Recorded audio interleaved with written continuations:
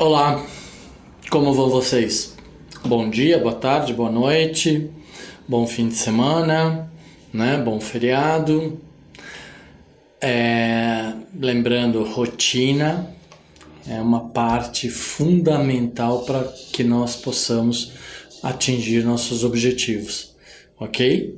Então, espero que todos vocês aí estejam se dedicando, estabeleçam ordens, uma rotina de estudo para acompanhar cada uma das aulas e assim poder desenvolver os conceitos, os conteúdos e os conhecimentos, tá? Então vamos falar hoje sobre herança genética, né? Nossa aula anterior foi sobre genética, algumas estruturas de como acontece, então, aquelas quebras dos genes nos cromossomos, nos DNAs, que vão formar novos DNAs, que vão sofrer mutações, que vão levar essas novas características a novos indivíduos, a novos descendentes. Isso é dado ou chamado de herança hereditária. Então, como acontece a herança hereditária, né? A herança biológica é constituída por todas as características morfo e fisiológicas herdadas pelos pais. Então, essa herança biológica ou herança hereditária é dada pelas características herdadas do pai e da mãe, tanto as morfológicas quanto as fisiológicas, tá? Sempre haverá diferença, sempre. Todos vocês, ou a grande maioria de vocês, eu, por exemplo, tenho 6 irmãos, e nós somos 6 pessoas diferentes, ainda que sejamos filhos do mesmo pai e da mesma mãe, né? Então nós temos características diferenciadas porque a combinação genética fez com que estas variações ocorressem, né? Estas combinações ocorressem, essas modificações acontecessem, tá? Desenvolvimento do estudo da herança genética, mas muito ainda para fazer. Então, essa herança genética é a ciência, é a parte da ciência genética que estuda esta herança, que estuda esta codificação, este entendimento de todo o código genético que é transmitido de um ser para outro, mas que sofre recombinações, né? Porque lembrem, nós somos seres diploides, temos 2 Ns dentro dos nossos núcleos, de todas as nossas células, mas um N vem do pai e outro N vem da mãe. Então, esta combinação de 2 novos Ns forma um novo indivíduo com possibilidades diferenciadas, mas nós vamos ver que essas diferenças, possíveis diferenças, elas são restritas e nós vamos entender hoje como que elas se restringem, tá? A transmissão das características hereditárias seguem leis e princípios estatísticos, é isso que eu falei, são restritas, elas seguem sempre algumas leis e alguns princípios de transferência, de hereditabilidade, tá? Estudo da genética surgiu por Bartenson em 1906, então ele começou a estudar como é que uma característica genética se transferia de um pai para um filho ou de um indivíduo para o seu descendente, né? Tá? Então, aí, genética é a ciência que estuda a fisiologia da hereditariedade e da sua variação. Então, como que essas heranças hereditárias, né, se transmitem e como elas sofrem alterações ou variações, tá? O pai da genética foi Gregor Mendel, né, que viveu aí até 1884, 1822 a 1884. Vejam, pessoal, 1884. Ele não tinha toda a tecnologia que a gente tinha. Ele tinha condições muito mais difíceis do que nós temos hoje. E ele, assim como vários outros cientistas, conseguiram desenvolver muita coisa, desenvolveram toda a base da ciência, né, para as nossas vidas e que nós usamos até hoje no nosso dia a dia, certo? Para ver como foram geniais essas pessoas, né? Foram fantásticas. Então, nosso muito obrigado a todos eles. Demonstrou, então, cientificamente que os caracteres hereditários seguem fatores, que são genes, né? Transmitidos de geração a geração, por meio dos gametas. Sabemos que os gametas são as células de reprodução dos organismos masculinos e femininos, né? A herança de caracteres se dá por genes ou por fatores existentes nos cromossomos e transmitidos de geração a geração por meio dos gametas no momento da reprodução. Então, isso ocorre no momento da reprodução. É no momento que o espermatozoide fecunda, entra no óvulo feminino e tem a primeira integração destas duas células através da troca do material genético que está no núcleo das suas células, no núcleo do espermatozoide e no núcleo do óvulo. Então haverá recombinação genética. Então os genes aí vão se recombinar. Esta recombinação genética desta célula, que será dividida em duas, os blastômeros, e depois todas as outras divisões que a gente já viu, né? A mórula, a glástula, e aí sucessivamente, até formar um embrião, até formar uma nova vida, até formar um novo ser.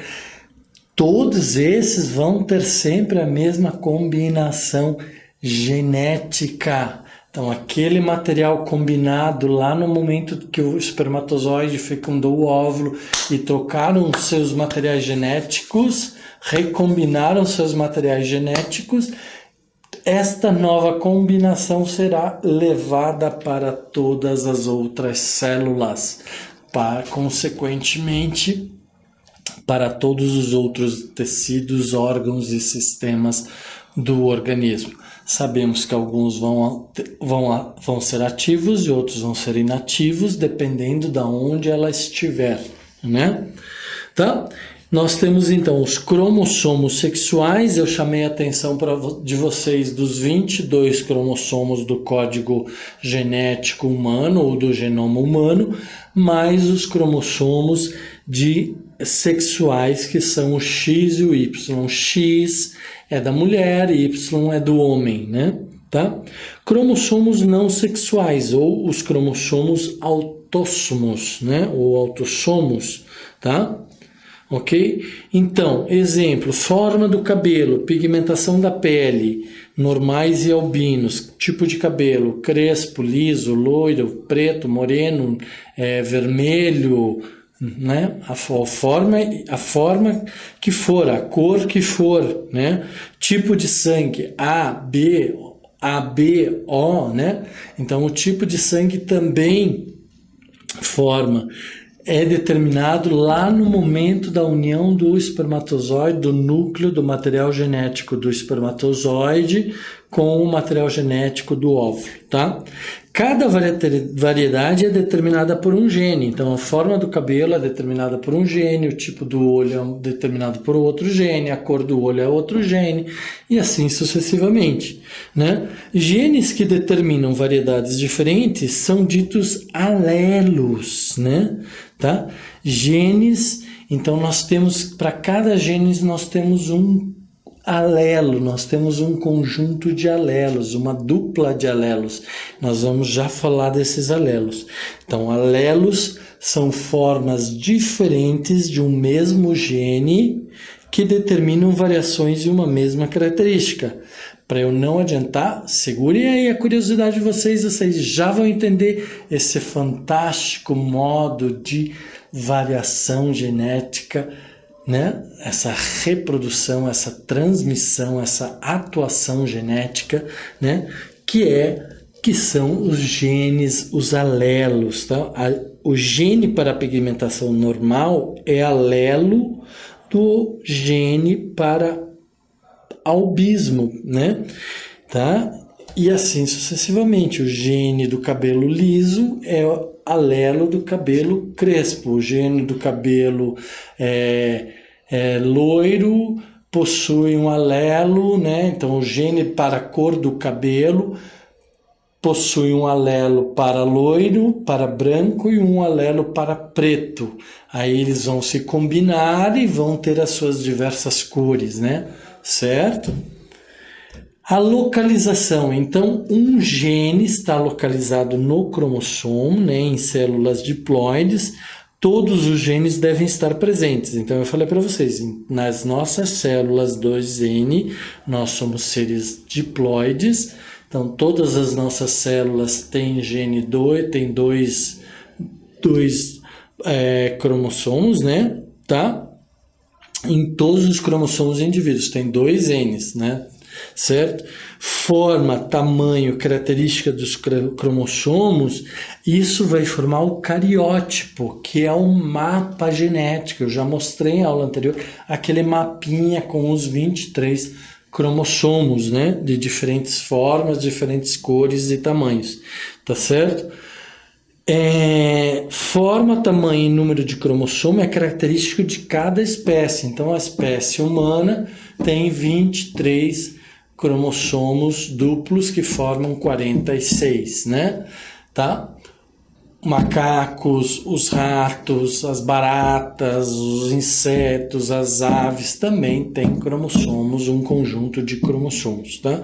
Nós, seres humanos, temos 23, como eles são duplos, dizemos que temos 46, né?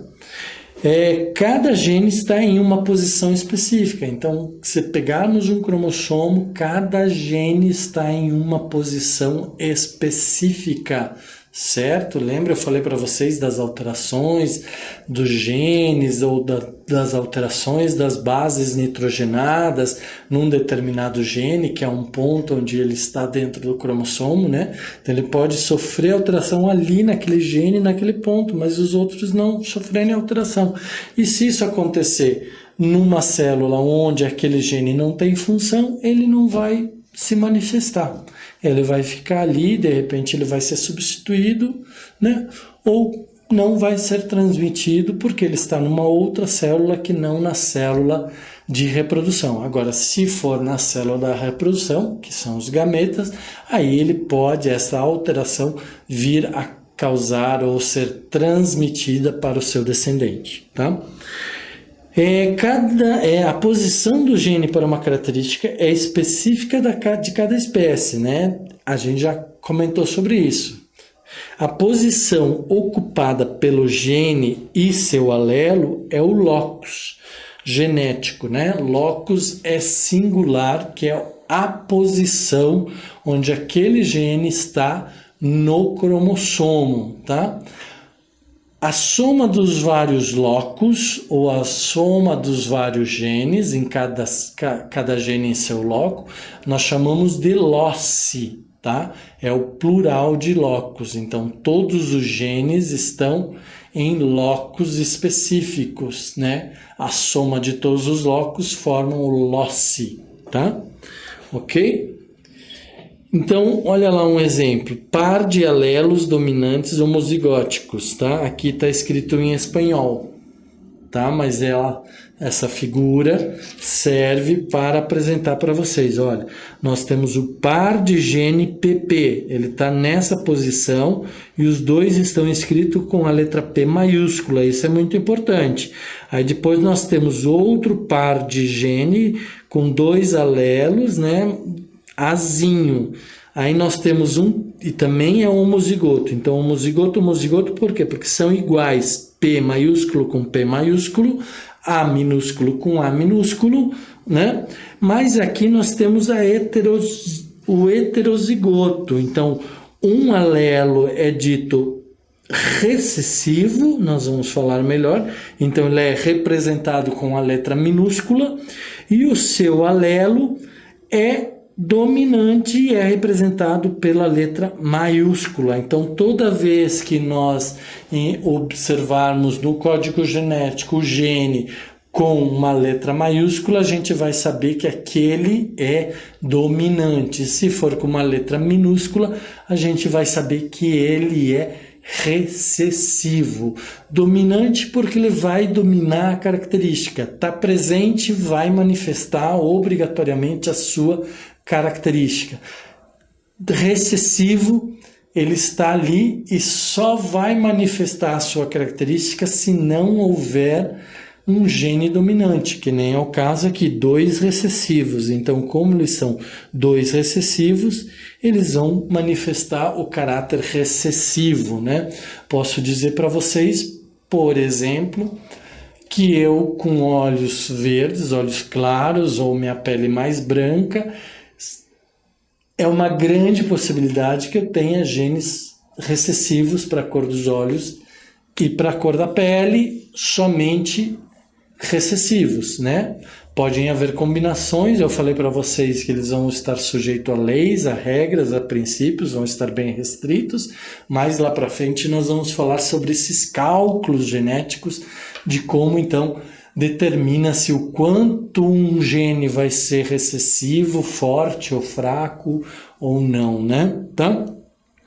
Então, olha lá, genes alelos, agora estamos em inglês, essa aqui é uma aula, assim, de várias línguas, né? Português, inglês, espanhol, poderia colocar outras línguas para vocês aqui, mas não é o caso, vamos ficar só nessas aqui, que dá para vocês entenderem. Então, genes, o locus do gene, então ele está nesta posição. Este gene, vamos chamar ele de A, ele nunca estaria nesta posição aqui. Tá? Aqui nunca, porque a posição dele é esta, né? O gene P nunca estaria aqui, porque a posição dele é A, é lá, tá? Ok? Então, isto é o locus do gene. Cada gene tem o seu locus, tá? Os genes alelo ocupam o mesmo locus do mesmo par de cromossomos homólogos. Então, nós temos cromossomos homólogos. Então, o par de alelos, ou o gene com seus alelos, está na mesma posição, tá bom? Para quê? Para que quando faça a divisão, a gente assegure que ele vá para uma mesma posição e o outro cromossomo que vier e fazer sua paridade vai parear na posição correta, tá? Nas células 2N, os cromossomos ocorrem aos pares, né? Então, estamos vendo aqui o pares, né? Um de origem paterna, outro de origem materna. Já falamos e repetimos isso várias vezes. Com genes para a mesma característica. Então, a cor do olho vem um alelo, vai vir um alelo do pai e um alelo da mãe.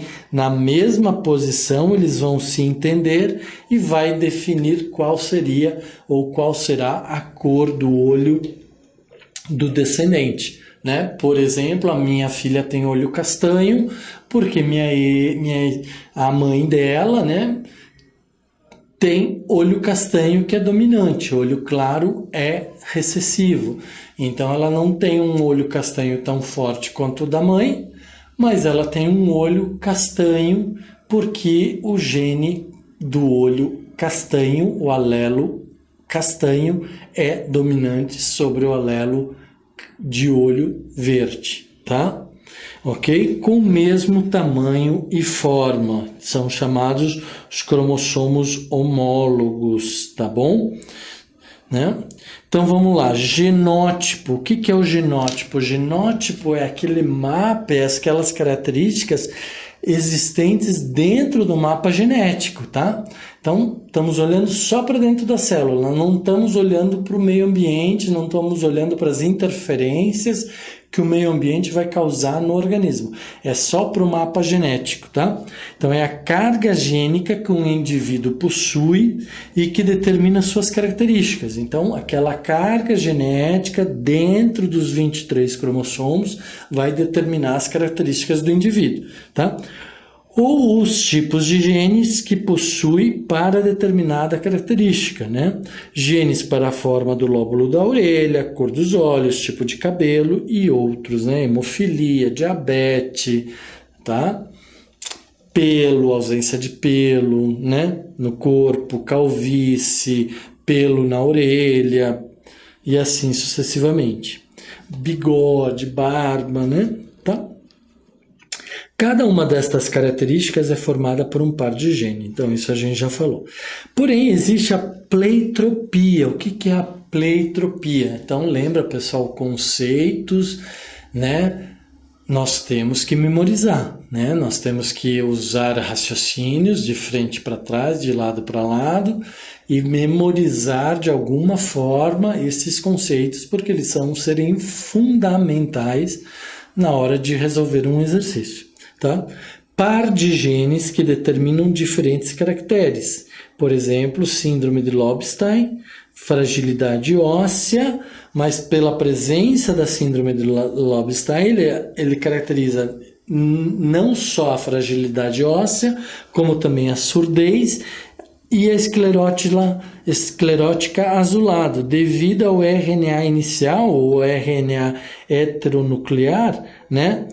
Sofrer emendas, os splicings, né? Então, com aquela mudança, com aqueles cortes, com aquelas mudanças, esta síndrome causa estas mudanças, causa essas quebras, essas recombinações, e com isso, então, existe a manifestação de vários caracteres, né? Devido a um único par de genes, tá? Isso é uma anomalia, tá?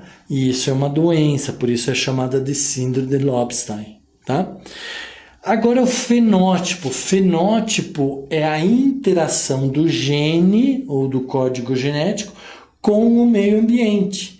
Então, essa interação vai fazer com que os seres vivos se tornem, ao longo do tempo, sofram algumas alterações e vai formar, então, as características fenotípicas daquele indivíduo, e podem ser transmitidas para os seus descendentes. Quando que elas podem acontecer? Quando estas modificações acontecerem nas células de reprodução, né? Quando elas acontecerem nas outras células, que não de reprodução do organismo, elas podem não vir ser transferidas para seus descendentes, tá? A menos que se faça o que eu já expliquei em aulas passadas, a clonagem, onde a gente tira pedaços de uma célula, pedaços de um cromossomo, o gene que a gente deseja, e implanta numa nova célula para transmitir aquela herança que nós desejamos, tá? Então, é o resultado das interações do genótipo com o meio ambiente, determinando características morfofisiológicas distintas, né?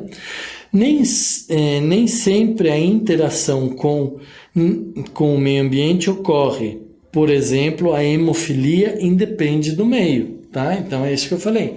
Nem sempre vai haver ou o meio vai mudar. São várias as causas de modificação. A hemofilia é uma característica herdada, é uma mudança herdada que acontece lá no momento da união do espermatozoide com o óvulo, a troca de material genético, a recombinação de material genético, vai gerar a hemofilia. E aí vai ser transmitida para todos os descendentes, para aquele descendente e para seus descendentes, se houver condições de combinações, tá?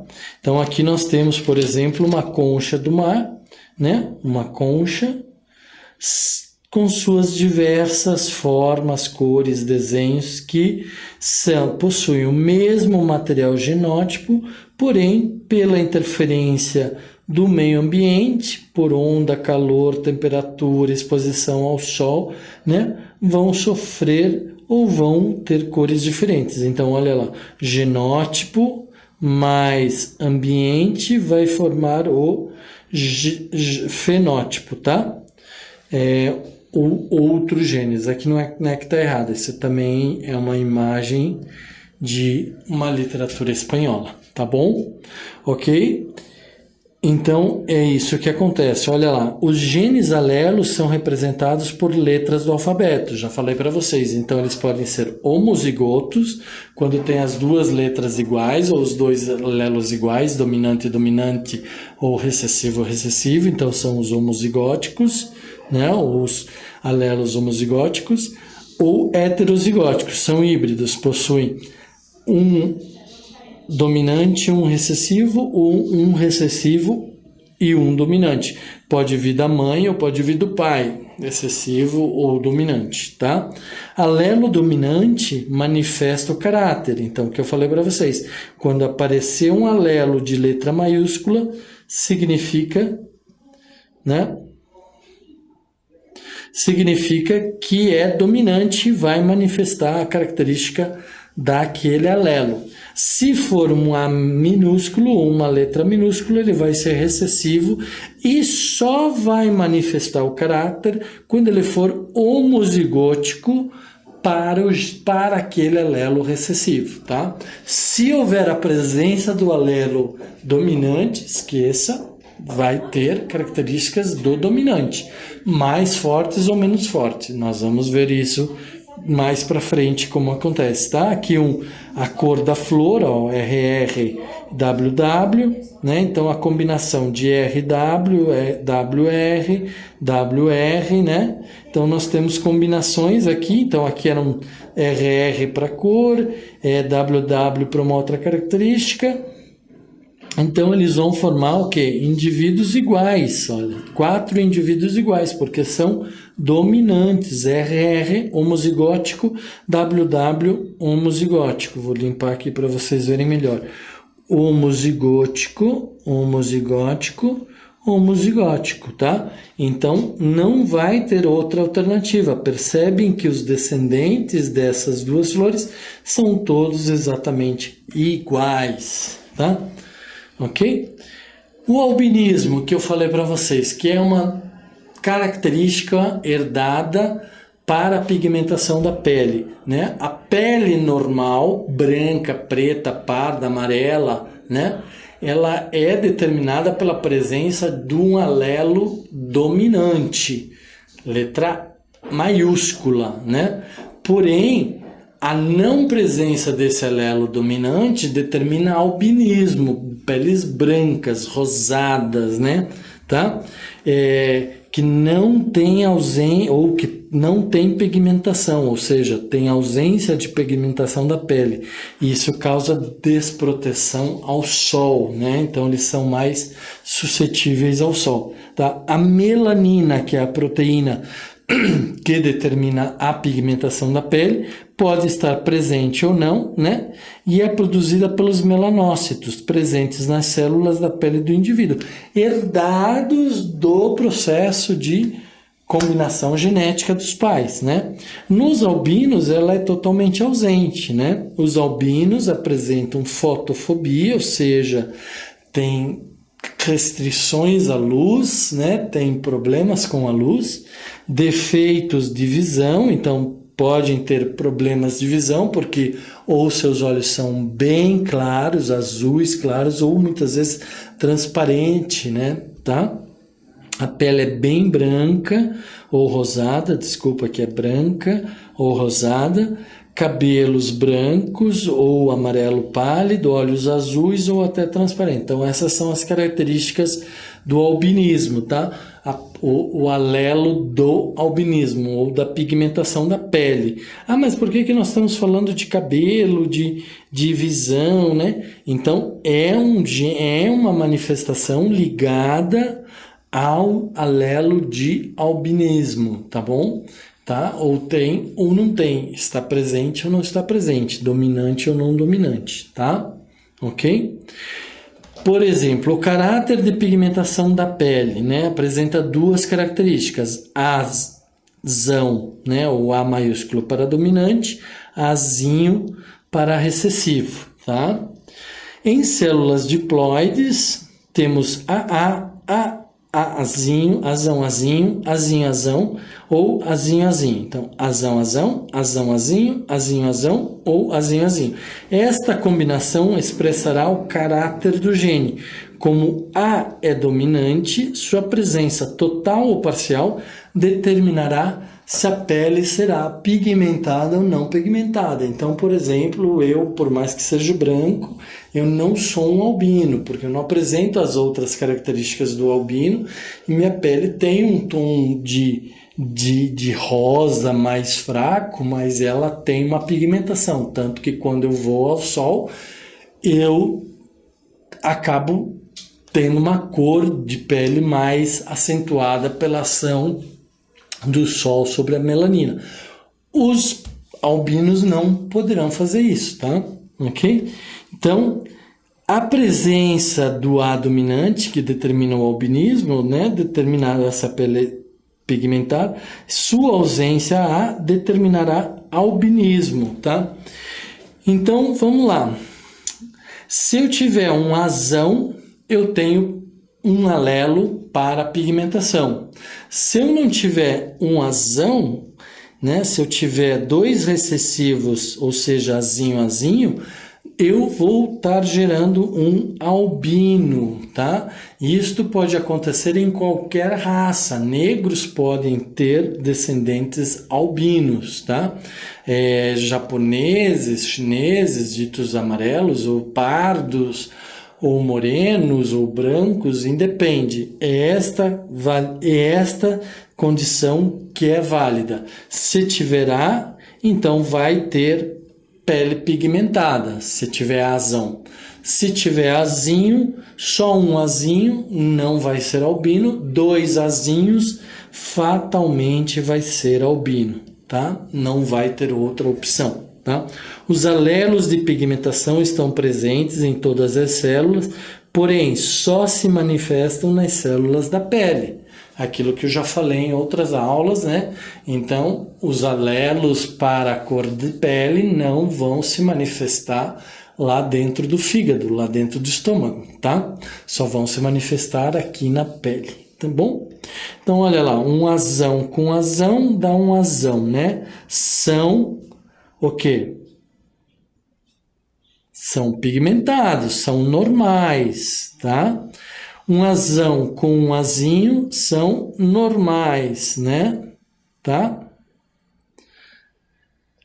Um azinho com um azão são normais, ditos normais, né? Não que os albinos não sejam normais, mas a pigmentação da pele é normal, tá? Um azinho com azinho são peles albinas, tá? Então, não tem pigmentação.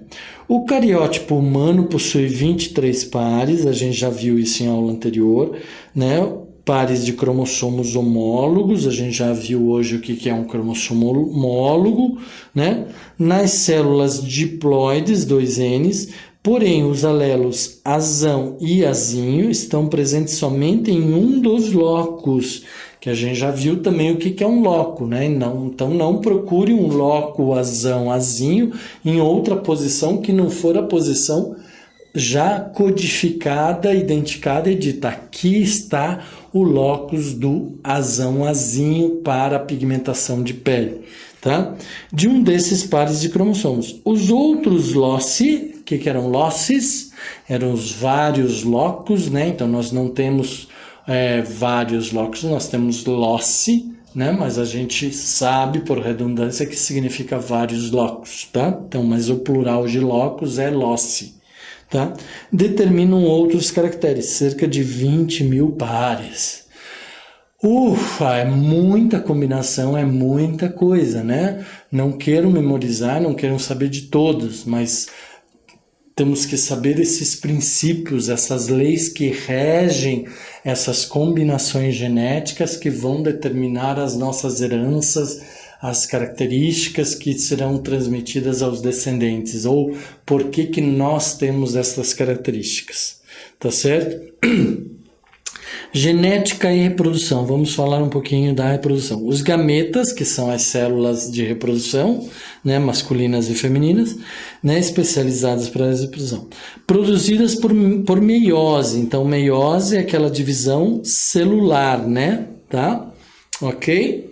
Então, uma célula, um óvulo, um espermatozoide, só tem um N, são as nossas únicas células haploides, tá? Elas vieram do processo de meiose, tá?